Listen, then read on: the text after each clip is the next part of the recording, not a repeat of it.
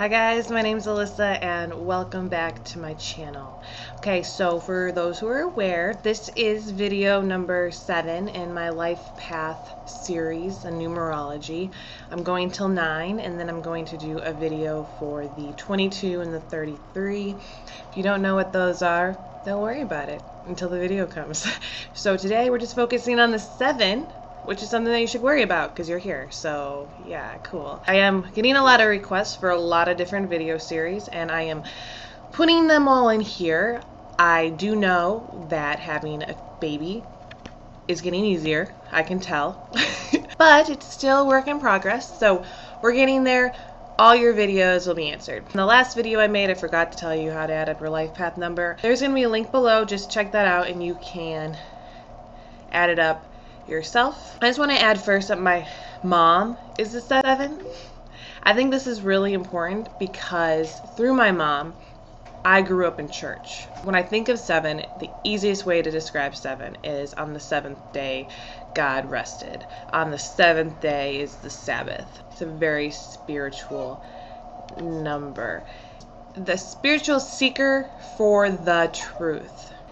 If I'm talking about this, and you're like, I am not a spiritual person at all, and I'm a 7. This doesn't make sense, and I've never felt like my life path number made sense with my life.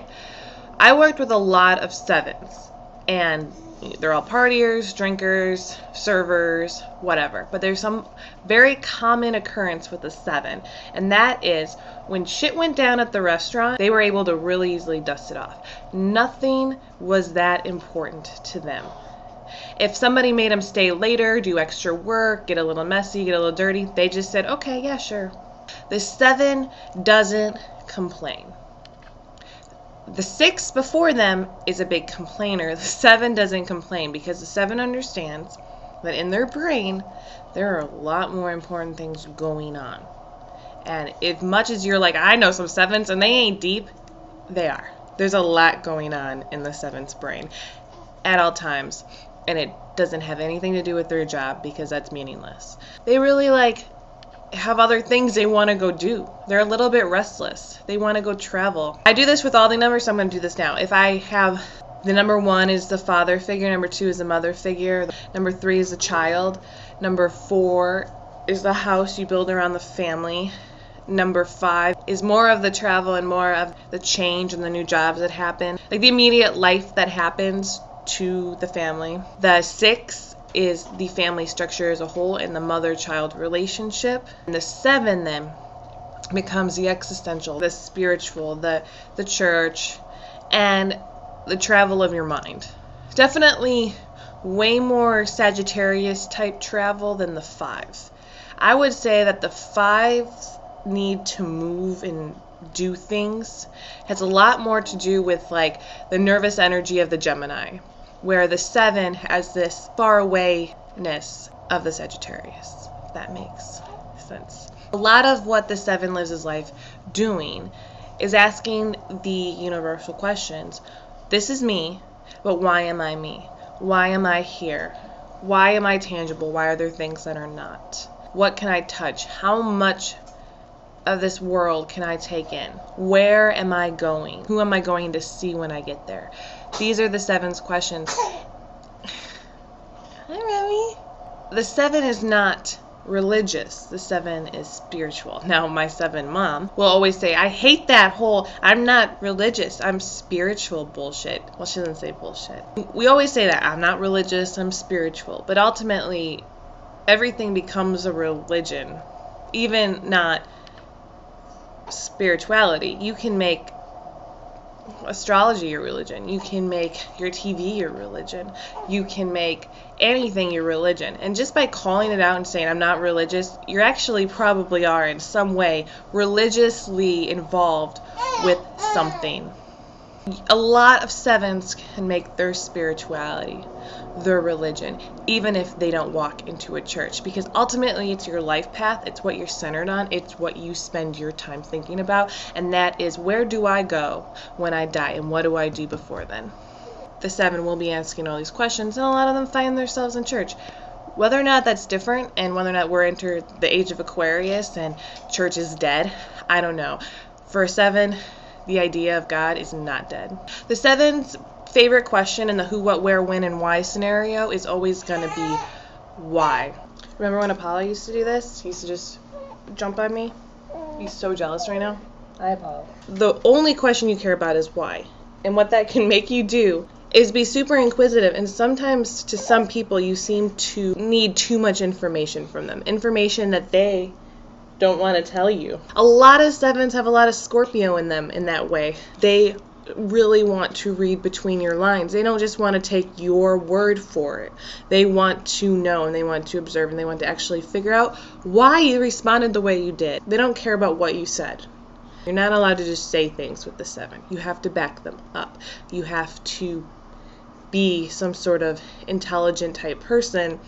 You can't just allow your words to speak for themselves, because for a 7 they're not going to, because for a 7 words are kind of meaningless, which is funny because a lot of 7s make great writers, and maybe it's because they can look past the words they're saying and they can like paint a picture. I don't know.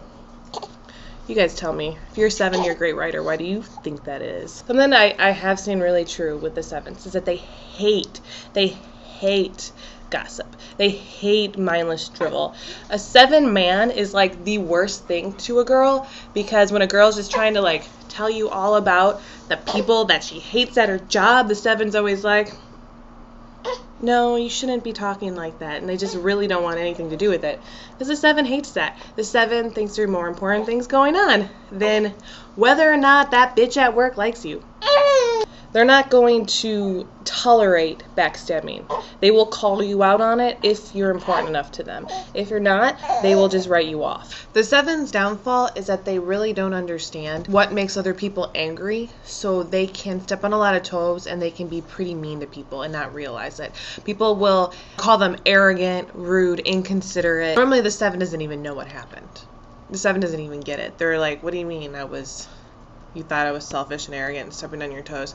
They don't get it because they're kind of aloof to that kind of stuff. And the stuff that hurts other people doesn't hurt them, because as I said, they like to dust that stuff off unless it's truly important. Now, if you can get to the 7 and you can really hurt the 7, you cut the 7 very deeply. In that way, it's almost not fair when a 7 gets hurt, because of how much work it goes into hurting a 7. A 7 is not like a 6 in the fact that they choose bad relationships. Normally they'd rather be alone. If they are in a bad relationship through some reason, a lot of times 7s might just be with someone because it felt like fate or felt like something cosmic was bringing them together. They may not be able to look at what's happening, but if somebody is really hurting you as a 7, you have to know that they are actually like really manipulative and terrible and really hurting you, because you can't hurt a 7 through the ways that you can normally hurt another type of person. 7s have the biggest, vastest imagination. They can think things nobody else has even thought of. They know how to work through problems better than other people, and oftentimes they're introverted and they go off on their own little adventures in their mind and read. Since as a 7 you need to answer the whys of life, you need to really understand and know why things happen and where you're going and what you're doing. That is something that you should never put on the back burner. Is your life path to know that. You are supposed to walk this line. You are supposed to share your ideas, and you are not supposed to be discouraged when people don't want to hear your ideas, because their mind just doesn't work the way that yours does. So continue to walk that path. If you feel like, you can't hold down a normal job, or you're not living the 9 to 5 or whatever, scratch that thought from your mind, because maybe you're not supposed to. Maybe you really are supposed to follow the different path. So as a 7, congratulations. Love you. And I will talk to you all later. Goodbye.